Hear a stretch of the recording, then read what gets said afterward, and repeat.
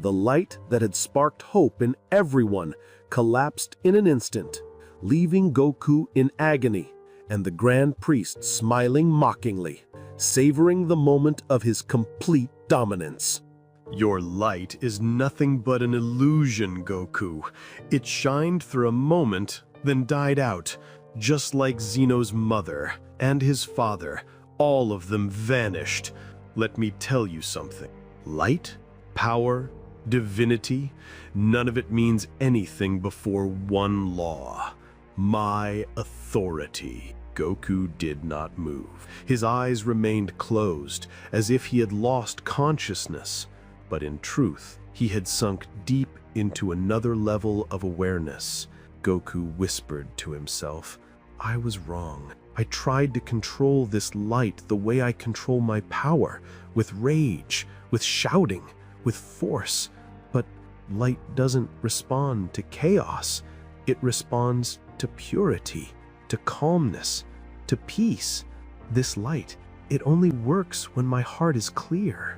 At that moment, the Grand Priest placed his hand over Goku's chest, directly on the pendant fused with his heart. He smiled with vicious malice. "This is the source of everything that happened. Good thing it's become part of you, because ripping it out now will scatter your entire existence." He placed his fingers on it, pressed, and then a massive surge of light blasted the Grand Priest's hand. He screamed as he was hurled backward with unimaginable force, as if struck by a heavenly bolt. At the same moment, the earth itself trembled. A towering pillar of light erupted from Goku's heart, a sending beacon like a heavenly tower piercing through space. It spread across the sky, across the entire cosmos. It expelled the darkness instantly and reignited the universe with a divine golden radiance, deeper and purer than ever before. In the midst of that brilliance, Goku stood, calm, steady, the light flowing from him as if he had been reborn. Shock surged in everyone's eyes. The Grand Priest stared at Goku as he approached, slowly, steadily, an overwhelming, chilling aura shaking the very space around them. His eyes widened, and he said with a broken voice, "Impossible! This cannot be happening. Your light collapsed completely. How did you return?" Goku replied coldly, "Your superiority never meant you were stronger or that I was weaker. I just needed to understand your secret. You thought you were hiding your true power, but you were too stupid to realize I had figured it out." The Grand Priest shouted in desperation, "Even if you understood, you won't stop my ascent. Before he could finish, Goku vanished. He unleashed a barrage of punches at the Grand Priest. Goku kept his eyes closed, his face perfectly calm, as if striking with his mind, not his body. The punches fell with speeds no one else could perceive. So fast the Grand Priest couldn't even lift his hand to defend.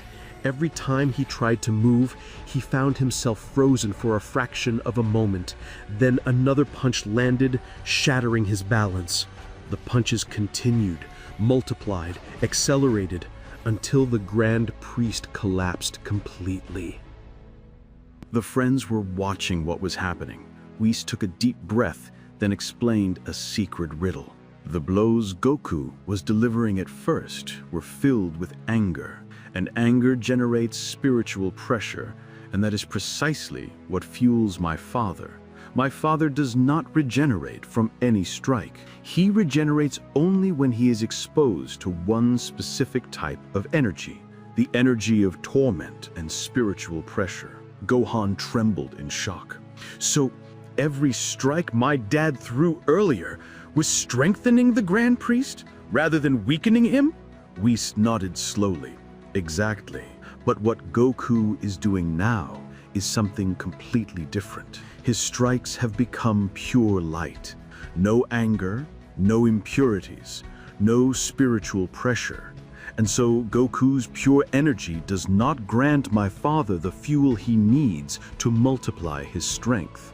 Vegeta clenched his fist and whispered, "Damn it, that's a method of killing the victim very slowly." As everyone was speaking, suddenly the light exploded. A massive pillar of light descended from the sky, so bright that everyone raised their arms to shield their eyes. Something fell from within that light. A man, walking with slow, majestic steps.